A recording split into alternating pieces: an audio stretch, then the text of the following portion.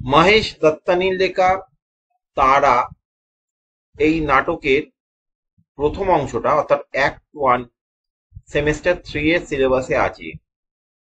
তো এই অ্যাক্ট 1টা বিশাল বড়, আমি এটা 7খানা ক্লাসে শেষ করতে চেষ্টা করব। মোটামুটি 1.5 মাস লাগতে পারে এটা শেষ করতে পুরোটা।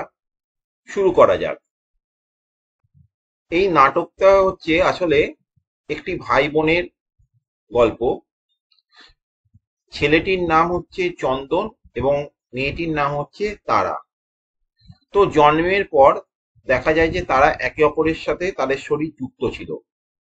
কি হয়, তাদের মা এবং তাদের গ্র্যান্ডফাদার মানে দাদু চন্দনকে বেশি প্রাধান্য দেওয়ার জন্য এই ভাই এবং বোনের অপারেশন করায়, এবং পরবর্তী ক্ষেত্রে কিন্তু তারা সেই সব সুযোগ সুবিধে পায় না মেয়ের হওয়ার কারণে। যেসব সুযোগ সুবিধে চন্দন পায়, কারণ সে ছেলে। পরবর্তী ক্ষেত্রে চন্দন লন্ডনে চলে যায় এবং সেখানে তার নাম পরিবর্তন হয়ে যায়। চন্দনের খালি দন্তা থাকে বা ট্যান, কিন্তু সবসময় সে একটা আত্মগ্লানিতে ভোগে, কারণ সে জীবনে সাফল্য পেল, তার বোন কিন্তু খুব অল্প বয়সেই মারা গিয়েছে। তো এবারে নাটকটা শুরু হচ্ছে। প্রথমেতে আমরা দেখছি যে স্টেজটা কিভাবে সাজানো হয়েছে।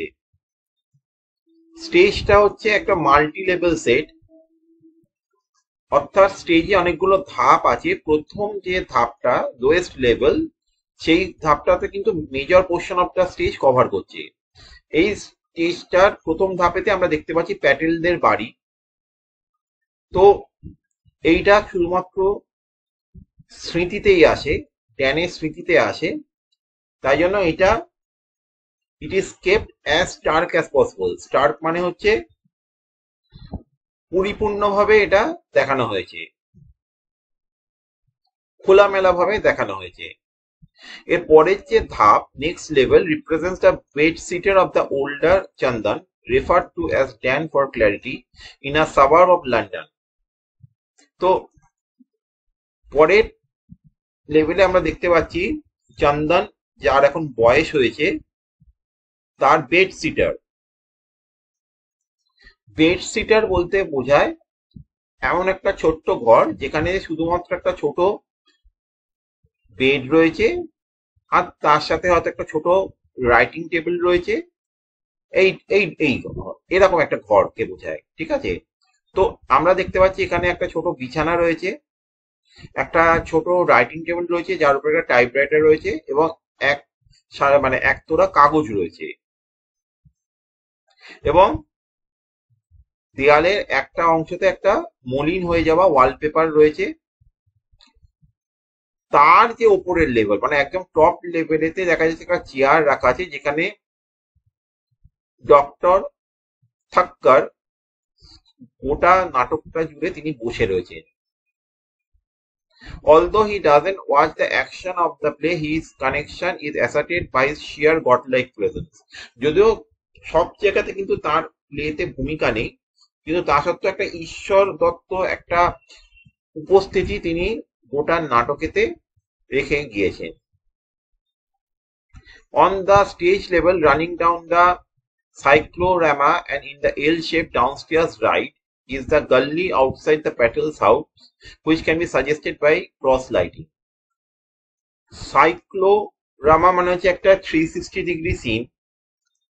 এখানে যদিও 360 ডিগ্রি বোঝাচ্ছে না, এখানে 180 ডিগ্রি বোঝাচ্ছে, অর্থাৎ গোটা স্টেজটা জুড়ে আর কি, মানে গোটা স্টেজটা জুড়ে যদি আমরা দেখি, তাহলে ডান দিকের রাইট সাইডে একটা সরু এল শেপের গলি দেখানো হয়েছে, যেটা হচ্ছে প্যাটেল হাউসের বাইরে, এবং সেখানে আলোটা ক্রিস ক্রস লাইটিং ব্যবহার করা হয়েছে।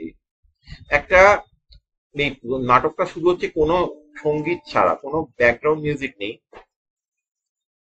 তো স্টেজেতে যখন পর্দা উঠে যাচ্ছে তখন আলোটা গিয়ে পড়ছে চন্দনের ওপর, যাকে এখন আমরা ড্যান হিসেবে জানি। রাইটিং টেবিলেতে ঝুঁকে পড়ে সে কিছু একটা লিখছে না, সে টাইপ করছে। এক নাগাড়ে সে টাইপ করে চলেছে।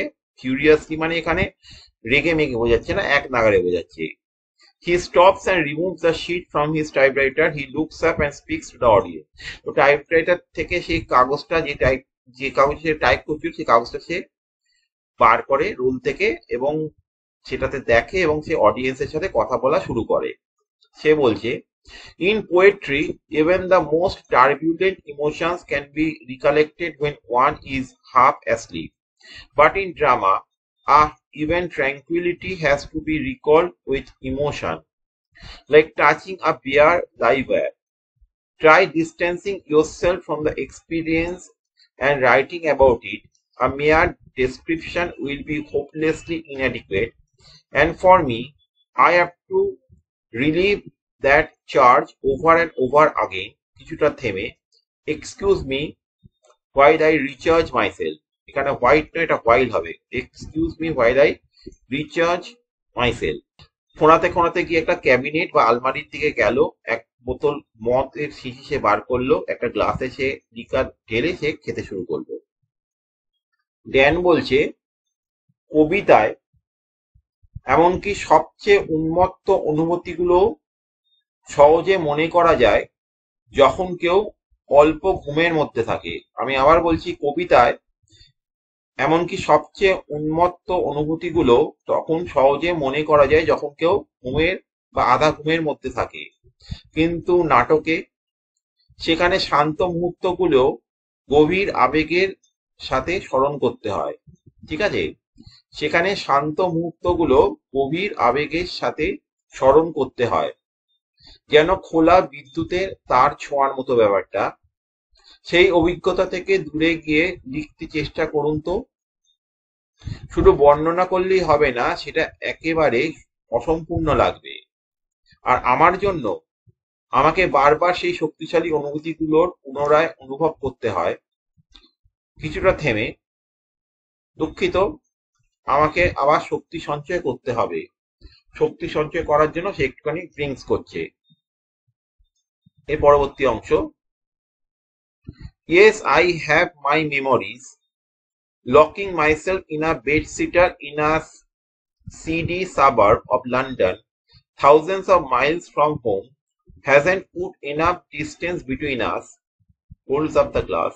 My battery charger helps on some occasions, but now I want them to come back, to masticate my memories in my mind and spit out the result to the world in anger. Picks up the sheet he has been typing. হ্যাঁ, আমার স্মৃতিগুলো আছে। লন্ডনের এক নোংরা উপশহরে একা একটা ছোট ঘরে নিজেকে বন্দি করেও আমি আমাদের মাঝে যথেষ্ট দূরত্ব তৈরি করতে পারিনি। গ্লাস তুলে ধরে, মাঝে মাঝে আমার ব্যাটারি চার্জার কিছুটা সাহায্য করে, কিন্তু এখন আমি চাই ওরা ফিরে আসুক, আমার স্মৃতিগুলোকে মনে মনে চিবিয়ে তারপর রাগ উগড়ে দিয়ে সারা পৃথিবীর সামনে। ঠিক আছে, অর্থাৎ আমার স্মৃতিগুলোকে আবার উস্কে দিই। ঠিক আছে, তো ম্যাস্টিকেট মাই মেমোরিজ মানে আমার স্মৃতিগুলোকে উগড়ে দিই। এই বলে সে যে কাগজে টাইপ করছিল সেটাকে সে তুলে ধরে। My progress so far I must admit has been zero. তো এখনো পর্যন্ত বলতে গেলে পুরনো স্মৃতি রোমন্থনের যে প্রক্রিয়াটা সেটাতে আমি একদম অসফল। But I persist with the comforting thought that things can't get any worse. কিন্তু একটাই আমার নিশ্চিন্ত হওয়ার কারণ হচ্ছে যে এর চেয়ে খারাপ তো আর কিছু হতে পারে না। I keep staring at my typewriter every day, wondering how best to turn my anguish into drama. আমি হাঁ করে চেয়ে থাকি আমার টাইপরাইটারের দিকে প্রতিদিন এবং ভাবি কি করে যে আমার মনের যে এই এত অভিমান, মনের মধ্যে জমে থাকা এত দুঃখ, কি করে আমি সেটাকে একটা নাটকের ফর্মেতে লিখে প্রকাশ করব। All I find every day without faith is one typewriter sheet with the title of the play, my name and address and the date. প্রতিদিন আমি দেখতে পাই আমার সামনে পড়ে রয়েছে একটা টাইপরাইটারের কাগজ, যেখানেতে আমি টাইপ করেছি একটা নাটকের নাম, তার নিচে লেখক হিসেবে আমার নাম, আমার অ্যাড্রেস এবং ডেট। উইদাউট ফেট মানে হচ্ছে উইদাউট এনি ফরচুন, ঠিক আছে, কোনো সৌভাগ্য ব্যতীত, ঠিক আছে। অর্থাৎ আমি ঠিকমতো ড্রামাটা লিখে উঠতে পারছি না, খালি লেখা আছে ড্রামার নাম, না ড্রামা মানে নাটকের নাম, নাটকের রচয়িতা হিসেবে আমার নাম, address, date, nothing changes except the date, reads from the paper, twinkle Tara, a drama in 2 acts by Chandan Patel, copyright Chandan Patel, 93, Fishpond Road, Tooting, London, SW 177 LJ। তার মানে এটা কিন্তু অ্যাড্রেস, ওর অ্যাড্রেস যেখানে চন্দন প্যাটেল থাকে। Today I made some progress. I even typed my phone number, puts down the paper. Not to say that I don't have anything to show to the world yet. I do. তো আজকে উন্নতি হয়েছে বলতে গেলে আমি একটা extra type করি, সেটা হচ্ছে ফোন নাম্বারটা। তো not to say that I don't have anything to show to the world yet. I do. এমন নয় যে গোটা পৃথিবীকে দেখানোর মতো আমার কিছু নেই, আমার কাছে মেটেরিয়াল নেই, তা নয়। For instance, these picks up a manuscript. Random Raj, short stories of the British Raj, still hounding publishers. The publishers here ignore them because none of them deal with sati, dowry dates or child marriages, all subjects guaranteed to raise the interest of the average Western intellectual. তো এখানে আমার কাছে একটা বই আছে random রাজ, এখানে আর কি মানে ভারতবর্ষে ব্রিটিশ রাজ সম্পর্কে ছোট ছোট গল্প রয়েছে। হাউন্ডিং পাবলিশার্স, স্টিল হাউন্ডিং পাবলিশার্স, ঠিক আছে, এখানকার পাবলিশারেরা ইগনোর করে, কারণ হচ্ছে যে তারা এই সতীদাহ প্রথা, পণ প্রথা, বাল্যবিবাহ, ঠিক আছে, তো এই সব সাবজেক্ট গুলোতে তারা ডিল করে না, ঠিক আছে। অ্যাভারেজ ওয়েস্টার্ন ইন্টেলেকচুয়াল পিপল যেসব সাবজেক্টে ইন্টারেস্ট দেখায় সেই সব নিয়েই তারা বই বার করে। And back home of course Indo Anglian literature isn't worth toilet paper, throws the manuscript away. এবং ইংলো অ্যাংলিয়ান লিটারেচার এর তেমন কোনো মূল্য নেই, ঠিক আছে, সেটা আর কি মানে টয়লেট পেপারের ব্যতীত তার কোনো আর কোনো ব্যবহার নেই, সেগুলো কোনো কাজের নয়। But that's all done with. Tonight I drop everything I have desperately wanted to be in my years in England. কিন্তু সেই সব এখন শেষ, আজ রাতে আমি সবকিছু ছেড়ে দিচ্ছি। Tonight I drop everything I have desperately wanted to be in my years in England. Mimes removing a mask and throwing it away. The handicapped intellectual's mask. Mimes removing another mask. The desperate immigrant. Mimes removing yet another. The mysterious brown with the phony accent. The last being the hardest to drop, having spent 2 whole years in acquiring it. And what remains is what I intend making capital of. তো দর্শকদের সামনে সে বলছে যে আজ রাতে আমি সবকিছু ছেড়ে দিচ্ছি, ইংল্যান্ডে থাকাকালীন আমি যা হতে চেয়েছিলাম সবকিছু আমি পরিত্যাগ করছি। তো প্রথমবার সে মুখোশ খুলে ফেলার ভঙ্গিমা করে।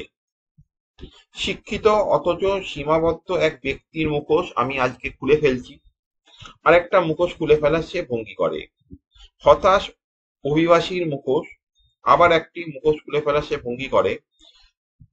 সেই রহস্যময় বাদামি মানুষ যার উচ্চারণ কৃত্রিম, এই মুখোশটা আমি ঝেড়ে ফেলতে চাই, কিন্তু এই শেষটা ফেলে দেওয়ার সবচেয়ে কঠিন আমার কাছে, কারণ এটা অর্জন করতে আমার পুরো 2 বছর লেগেছে।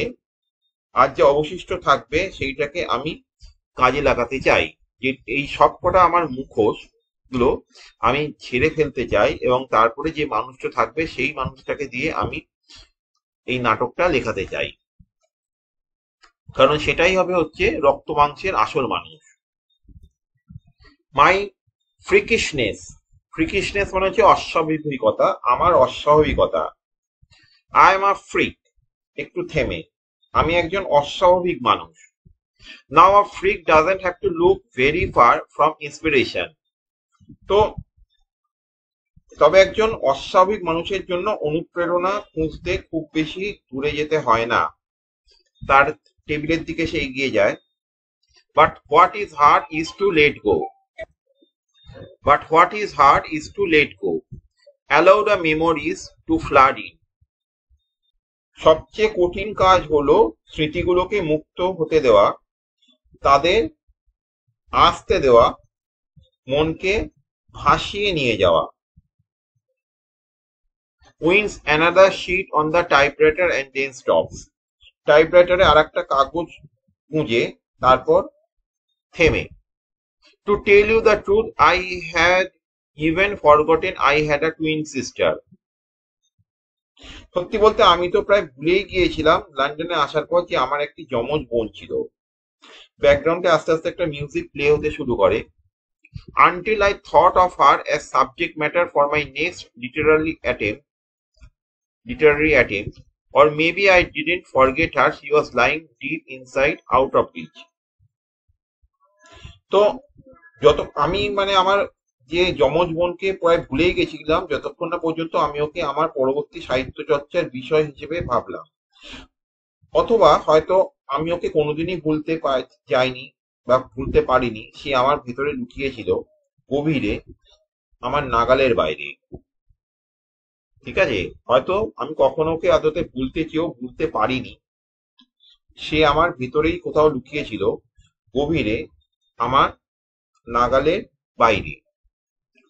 A spot on the stage level, Chandan and Tara walk into, they both have a limb but on different legs. ঠিক আছে, তো এবারে স্টেজের আলোটাতে দেখা যাচ্ছে চন্দন এবং তারা তারা হেঁটে হেঁটে আসছে, তারা দুজনেই খোঁড়াচ্ছে কিন্তু আলাদা আলাদা পায়, একজন ডান পায়ে খোঁড়াচ্ছে একজন বাঁ পায়ে খোঁড়াচ্ছে। কেন?